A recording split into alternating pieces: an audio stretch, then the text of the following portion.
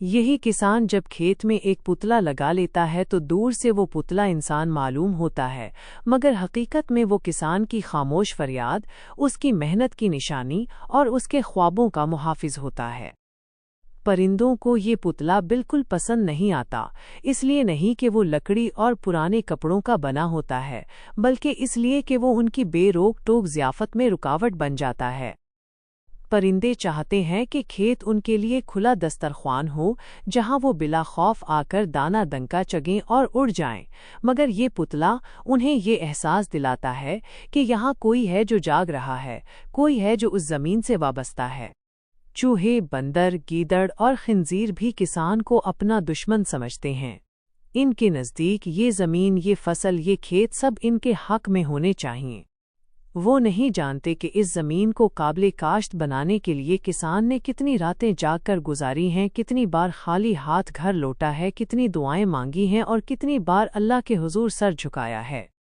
وہ سمجھتے ہیں کہ خدا کی اس زمین پر یہ سب کچھ ان کے لیے ہی تو اگتا ہے، پھر یہ کسان کون ہوتا ہے؟ روکنے والا، بچانے والا، حفاظت کرنے والا۔ اس لیے وہ بھی دل ہی دل میں اس کسان کو بد دعائیں دیتے ہیں۔ وہ کیڑے مکوڑے جو ہمیں نظر آتے ہیں اور وہ بھی جنہیں ہم نے کبھی غور سے دیکھا تک نہیں، وہ بھی کسان کو اپنا دشمن سمجھتے ہیں۔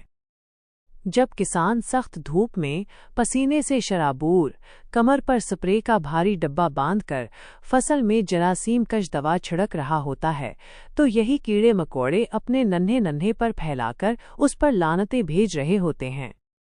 ان کی نظر میں کسان وہ ظالم ہے جو ان کی ضیافت کا مزہ خراب کر دیتا ہے، جو ان کی نسل بڑھنے کی راہ میں رکاوٹ بنتا ہے۔ مگر کسان جانتا ہے کہ اگر اس نے یہ نہ کیا تو فصل برباد ہو جائے گی، اور بربادی صرف اس کی نہیں ہوگی بلکہ ان سب کی ہوگی جو اس اناج پر زندہ ہیں۔ دنیا میں ہزاروں عقائد ہیں، بے شمار مذاہب ہیں، طرح طرح کے نظریات ہیں، مگر سب سے مضبوط عقیدہ کسان کا ہوتا ہے۔ وہ جانتا ہے کہ وہ بیج جو وہ زمین کا سینہ چیر کر اس میں ڈالتا ہے، شاید مہینوں تک اسے کوئی صلہ نہ دے، مگر پھر بھی وہ امید کا دامن نہیں چھوڑتا۔ وہ پانی دیتا ہے، کھاد ڈالتا ہے، گھاس پھوس صاف کرتا ہے، آندھی، طوفان، بارش اور قحط سب کا مقابلہ کرتا ہے، اور دل میں یہی یقین رکھتا ہے کہ اللہ اس کی محنت کو ضائع نہیں کرے گا۔ کسان جانتا ہے کہ یہ کمزور اور بے شعور مخلوق صرف اپنے آج کو جانتی ہے، اسے کل کی خبر نہیں۔ اسے معلوم نہیں کہ اگر کل کسان نہ رہا، اگر اس کے ہاتھ شل ہو گئے، اگر اس کی ہمت ٹوٹ گئی، تو اگلے سال یہی کھیت اجاڑ ہو جائیں گے۔ تب نہ دانہ ہوگا، نہ فصل، نہ وہ ضیافت جس پر سب ٹوٹ پڑتے ہیں۔ تب شاید یہ سب کسان کی قدر پہچان لیں، مگر تب بہت دیر ہو چکی ہوگی۔ اصل المیہ تب جنم لیتا ہے جب کسی ملک یا قوم میں انسان ہی کسان کے دشمن بن جائیں، جب اس کی محنت کا مول نہ دیا جائے، جب اس پر ٹیکسوں کا بوجھ ڈال دیا جائے، جب اس کی فصل سستے داموں خرید کر مہنگے داموں بیچی جائے، جب اس کی آواز ایوانوں تک نہ پہنچے۔ ایسا معاشرہ پھر خود کفیل نہیں رہتا، وہ دوسروں کے در کا بھکاری بن جاتا ہے۔ ہمارا کسان واقعی تھک گیا ہے۔